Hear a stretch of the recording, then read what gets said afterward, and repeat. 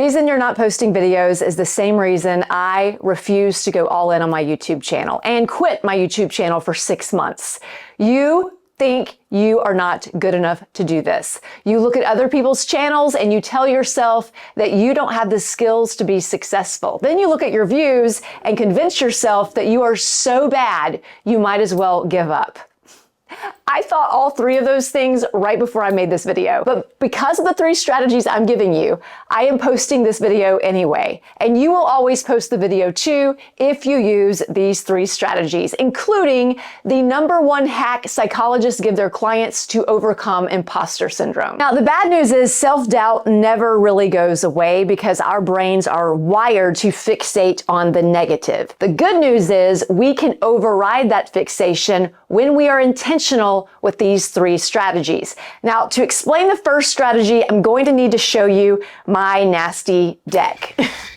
It's covered in bird poop, spider webs, dirt, and it really needs some fall decor to make it look cute. Why do I care so much about my back deck?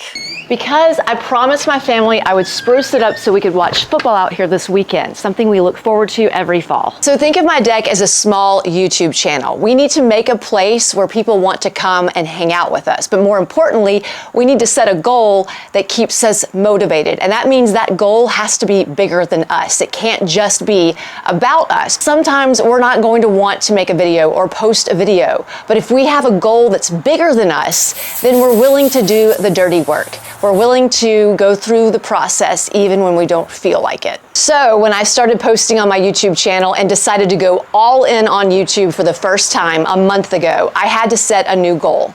And my goal is to empower people who want to use their stories and experiences to make an impact and change lives with video. Because the world needs people like that more than ever before. So now when I start telling myself that I'm not good enough and I don't want to post this video, I remind myself of that goal and I get excited thinking about how there are so many people out there who want to make a difference and who can make a difference and how I can be a part of that. The reason a lot of people never get started or quit YouTube is because they set goals that constantly disappoint them, like hitting 1,000 subscribers or getting 100 views or getting monetized. And while those are not bad goals, sometimes it takes a long time to hit those goals. So you get frustrated and you give up. Or you do hit those goals, and then because our brains are wired to fixate on the negative, your brain always says, oh, but look what you don't have. So now you're in this constant rat race of always feeling terrible every time you post a video. Whereas this way, you always win because you're always focusing on the bigger picture, on the goal that's bigger than you and your channel. This next strategy is why I'm getting in my car headed to get flowers. Because if you do this strategy, every single one of your videos will be a success. Meaning every video you post, you will be proud of. But the only way this strategy works is if you stop thinking that the only way a video is successful is if it gets a ton of views and a ton of subscribers. Instead, think of every video as a lesson. So one video you might be focusing on better topics. Another could be you're getting better at titling. Another could be your thumbnail. Another could be your editing. And when you focus on a lesson in each video, your views will automatically start to go up because your videos are improving. My lesson in this video is figuring out if doing an everyday activity while teaching YouTube is a good idea. I never feel like a failure when I focus on learning a lesson. Plus, it feels like an adventure.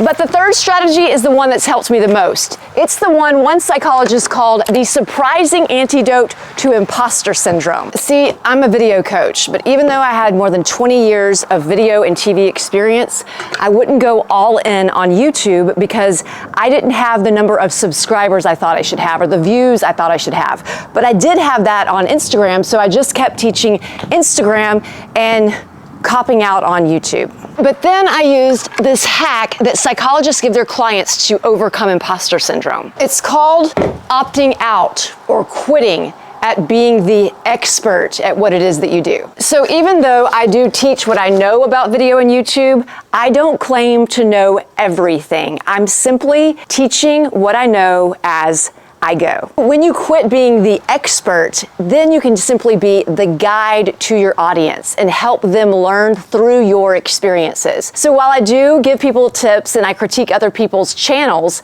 I also let them in on the fact that I also feel imposter syndrome and I don't know everything about YouTube. I am experimenting as I go, just like everybody else. And let the interruptions like car alarms stay in your video. What's great about this is you actually become more likable because you become vulnerable and more like a friend instead of someone just trying to act like they know everything. But as an Enneagram 3, that's just what we do. So I have to overcome that. I even did a couple of videos about it and cried on camera. That was embarrassing. I had a little bit of a vulnerability hangover the next day after that second time I cried on video. But now I can talk about it without crying. So I feel like there was some therapy going on in that video of me crying. I think psychologists would say that video was a little cathartic.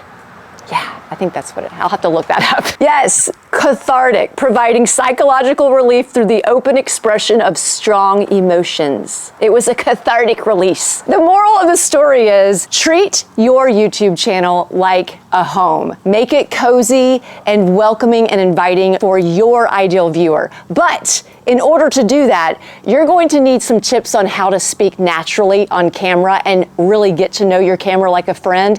And to do that, you can watch this video right here. Just tap the screen and I'll tell you all about it.